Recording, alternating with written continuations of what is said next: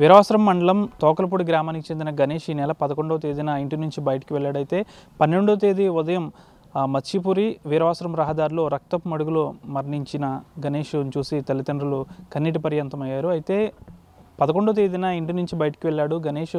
ఎట్టకేలకు రాకపోవడంతో వస్తాడనుకుంటున్న తల్లిదండ్రులు రాకపోవడంతో తెల్లవారే సమయానికి గణేష్ ఈ విధంగా రహదారిపై మరణించడం తల్లిదండ్రులకైతే పెద్ద దిగ్భ్రాంతిని అయితే గురి చేసింది.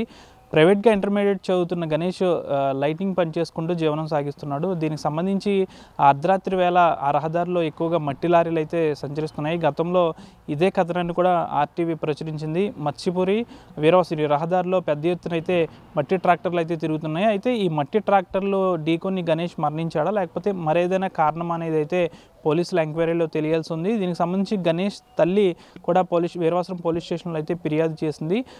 దాదాపుగా ఈ వీరవాసరానికి సంబంధించి వీరవాసరం మండలంలో మత్స్యపురి మరియు ఈ విధంగా వీరవాసరం ఈ రహదారిలో పెద్ద ఎత్తున అయితే అక్రమంగా మట్టిని లారీలతోనూ ట్రాక్టర్లతోనూ రేయింబావుల్లో తరలించేస్తున్నారు. ఆర్టీవీ కథనానికి సంబంధించి గతంలో అధికారులు స్పందించి 1-2 రోజులు నిలుపుదల చేసినప్పటికీ కూడా ఒకవేళ రాత్రి వేళల్లో అక్రమంగా ఈ మట్టి తరలించుతున్న క్రమంలో గణేష్ను మట్టి ట్రాక్టర్ ఏమైనా ఢీకొట్టిందా అనే దానిపై కూడా కాస్త అనుమానాలు అయితే వ్యక్తమవుతున్నాయి. ఏదేమైనప్పటికీ కూడా ఆ రహదారిలో పెద్ద ఎత్తున అయితే మట్టి పిల్లలు ట్రాక్టర్లలో లారీలపై నుంచి కిందకు పడి ఆ రహదారిపై ఉండిపోవడంతో చినుకు పడితే చాలు ఆ రహదారి అంతటా కూడా జారిపోయే పరిస్థితి ఏర్పడుతుంది. కాబట్టి ఒకవేళ ఈ ప్రమాదంలో ఏమన్నా జారిపోయే ట్రాక్టర్ ఏమన్నా గణేష్ని ఢీకొట్టింది అనేది అయితే కూడా తెలియాల్సిన అవసరం ఎంత ఉంది. ఏదేమైనప్పటికీ కూడా తన కుమారుడు ఈ విధంగా రహదారిపై 17 ఏళ్ల వయసులోనే ఈ విధంగా చనిపోవడం చాలా బాధాకరం అంటూ కూడా స్థానికులతో పాటు గ్రామస్తులు కూడా ఆందోళన వ్యక్తం చేస్తున్నారు. దీనికి సంబంధించి ఒకవేళ ఈ మట్టి లారీలు కనుక తనను ఢీకొని ఉంటే కఠిన చర్యలు అయితే తీసుకోవాలని అయితే తల్లిదండ్రులు కోరుతున్నారు.